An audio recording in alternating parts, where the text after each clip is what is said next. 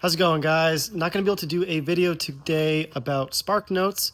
I am just too slammed. It's been insane, as you've seen on some of our posts. We are building all these brutes right now, and we were simultaneously hit with quite a few orders for javelins. But things are going pretty good over here. It seems like things are picking up, getting ready for the springtime. If you are thinking about buying a bike, I would definitely look into it soon, just because we are picking up in production, and I do think things might start to take a little bit longer than normal just because of our demand. I would order soon if you wanted a bike for the springtime, especially the Javelin, because that one's going to take a little bit more time. We do have some Javelins that we just finished up, and I can give you a quick look at those. There's some pretty cool ones. There's one over here that's just about ready to get built out. This is this really beautiful red color. It's like a ruby red. I think it is the Illusion series. I love this color on it. We have a matching swing arm on this one instead of a black swing arm. But it's kind of cool to see a Javelin frame just on its own.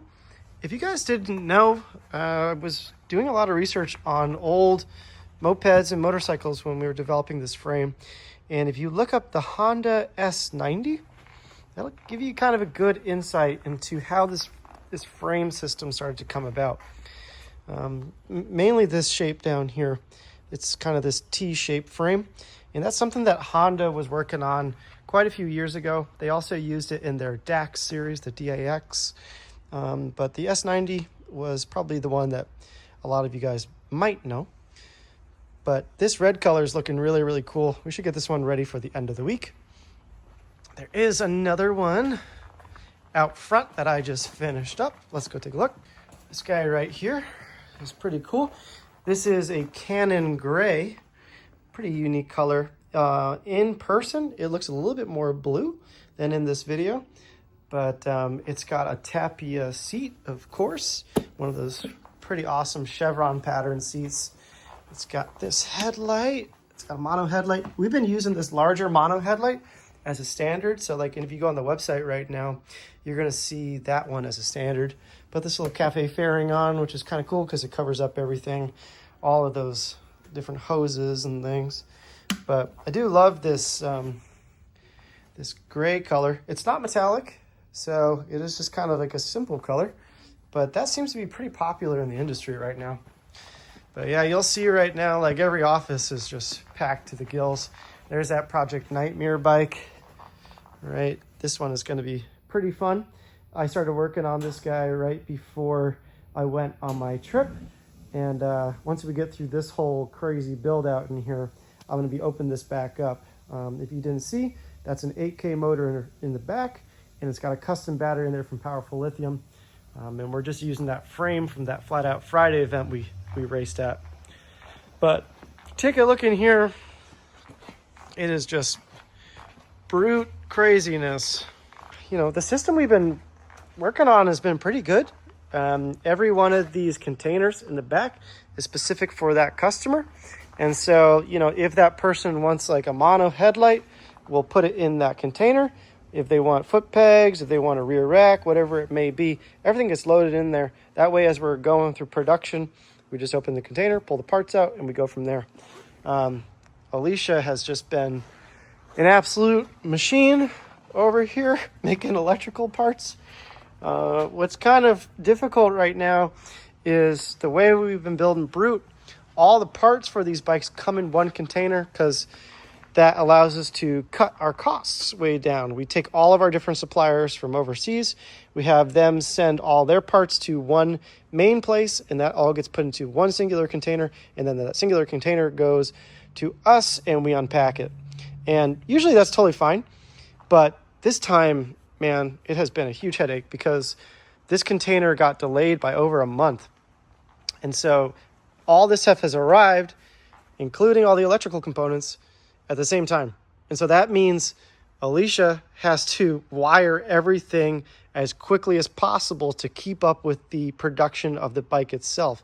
And so we're constantly going back and forth and be like, okay, Alicia, I need a screen. And then she's like, screen coming. And then she brings a screen over and then we put it on. It feels like it's like the back end of like a restaurant over here. It's been pretty eventful. But these things are looking pretty cool. one thing that you guys might be interested in is we've been doing this kind of cover plate. And you can see this one doesn't have the cover plate, right? So there's a lot of wires on these bikes. And, you know, that's just the way it is. It's an electric bike, and we got a headlight, turn signals, all these other things. Each one of those things requires a set of wires, so it starts to look a little bit like a rat's nest.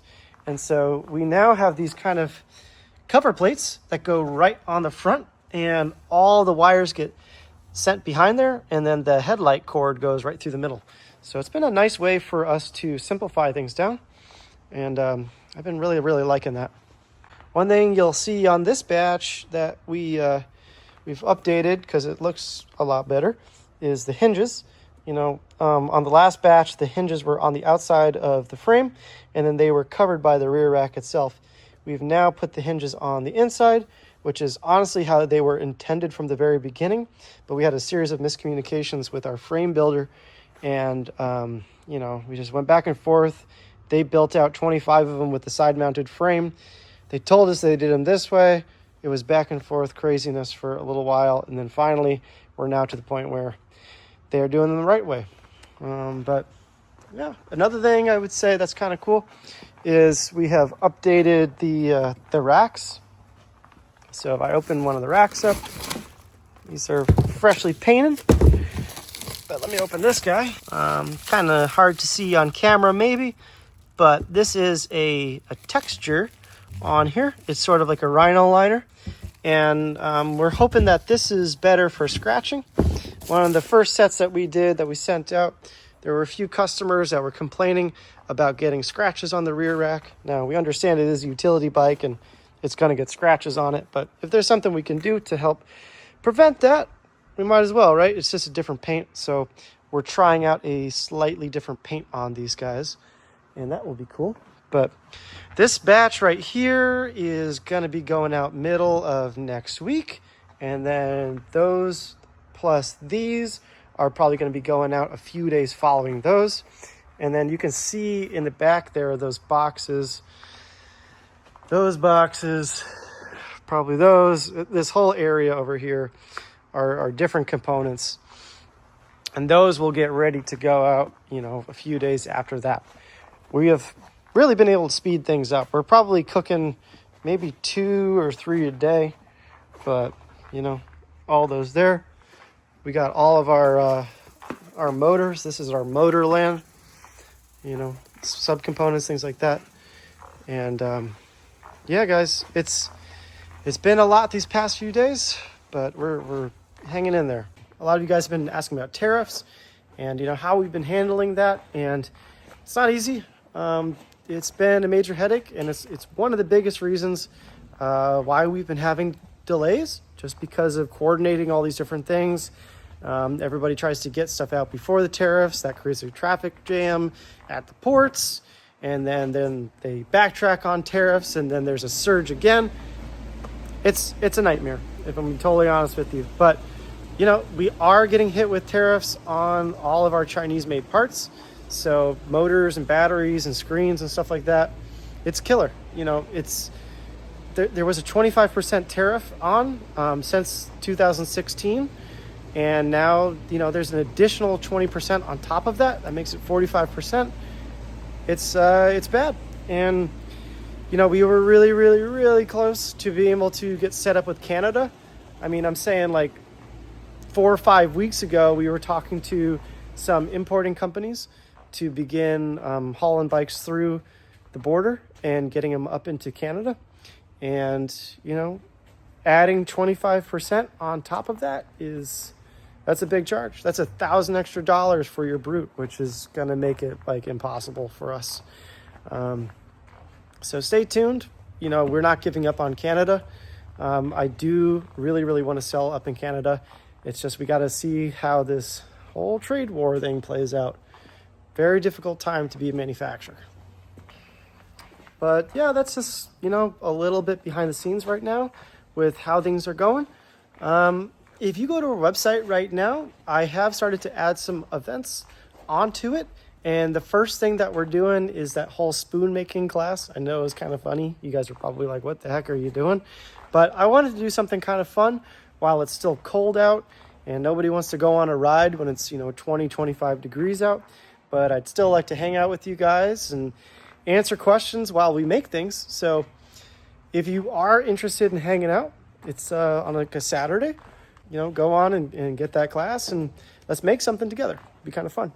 The other thing is, I put up those meetings, and that's been really, really successful. I've been kind of blown away. I wasn't sure how that would go, but within one day of putting that up, I had 5 meetings, 2 in the day following me put that thing up, and then now I've had a few following that. I had 1 today, and then I've got a few more early next week, and it's been great because there's a lot of times when people are trying to send emails to us, or they're just trying to ask some really technical questions, and we end up going back and forth like literally 50 emails.